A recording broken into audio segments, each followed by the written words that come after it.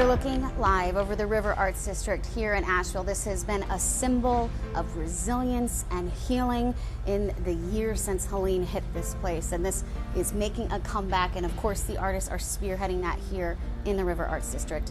If you think about Helene lingered over western North Carolina only really for a couple of hours. Even by that Friday afternoon, the sun was out, but the world had changed.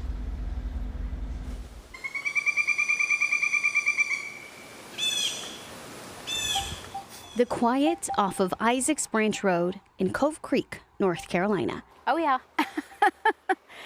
Yeah, it doesn't bring me peace anymore. Is often filled. This is the first time they've been here since last year.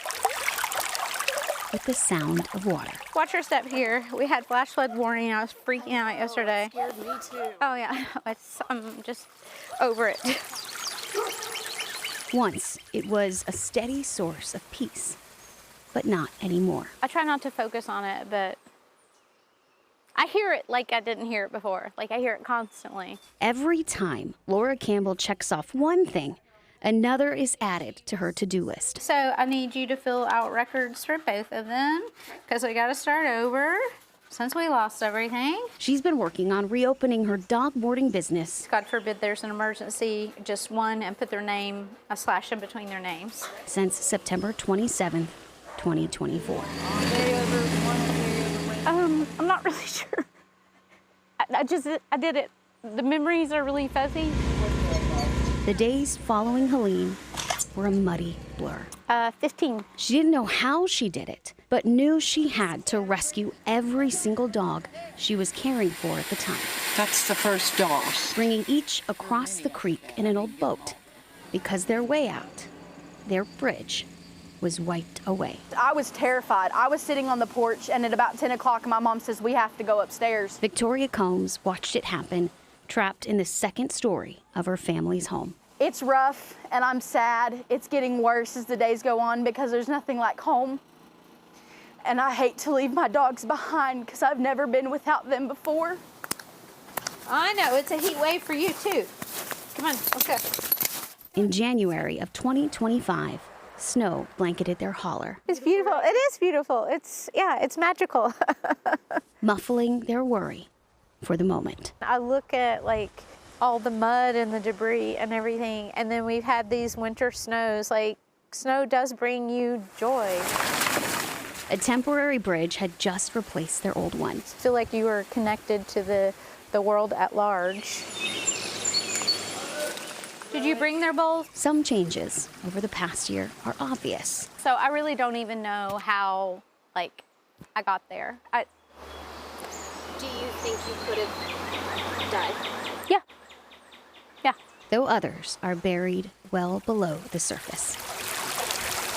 During a flash flood in June, the stream on the edge of Lora's property became a river. I thought, surely the culvert must be obstructed. She went to check on it. And I got to the edge to try to check out the culvert, and I just stepped and the current sucked me into the culvert. So I'm really lucky to be alive. And was pulled in. It seemed like it was forever going through, but then it was also very, very fast. She went through one culvert and managed to hold onto the roots of an apple tree until one of her workers could pull her out. If we got sucked into the second one, we both would be dead, I'm pretty sure.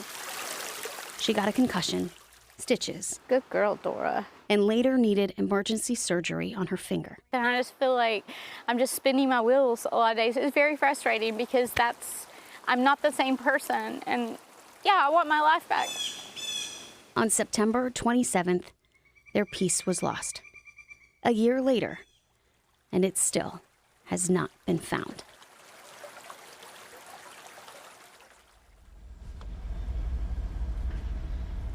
Just kind of shows you there is that mixture of healing, but also still work to be done, especially when it comes to Lora. And so Lora was swept away in a flash flood that happened on her property. Ted, she told us that stream, it's only usually a couple of inches. It never floods until after Helene. So you look at it, I'm curious, a lot of that watershed has likely probably changed from all of that flooding and damage.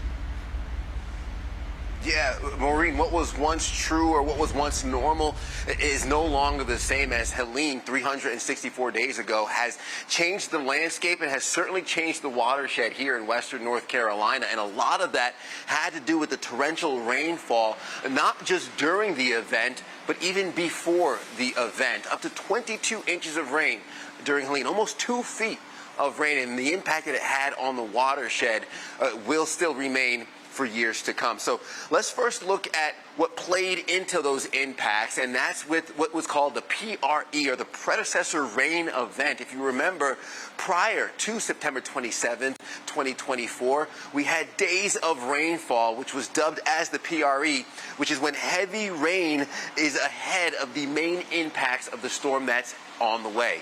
This can occur anywhere from 24 to 36 hours before the impact of the storm itself, and it starts hundreds of miles before the storm even arrives. And when it came to Hurricane Helene, unfortunately, the system set up in such a way that we had the torrential rainfall, which stressed the watershed and the area and the river basins before Helene itself hit.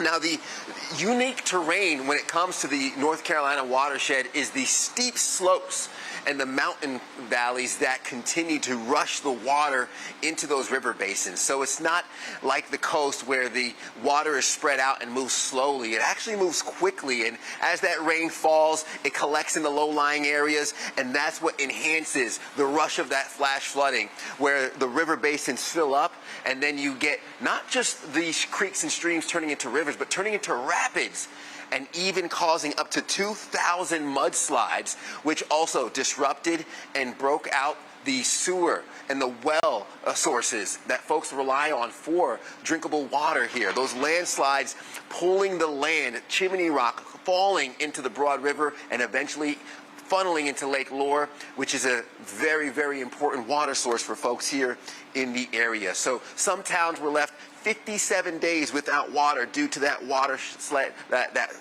mudslide pushing into the Broad River. And this is satellite imagery, a little bit of a closer look at the Broad River that feeds into Lake Lora and how it's drastically changed from before and after, changing where the river basin falls, changing how the river flows, and even turning deep parts into shallow parts and shallow parts into deep parts, something that will be changed and seen for years to come. And Taylor, as folks build and recover, the crews behind me continuing to remove the silt and the debris, they are still looking ahead towards a new future here in Lake Lora and across western North Carolina.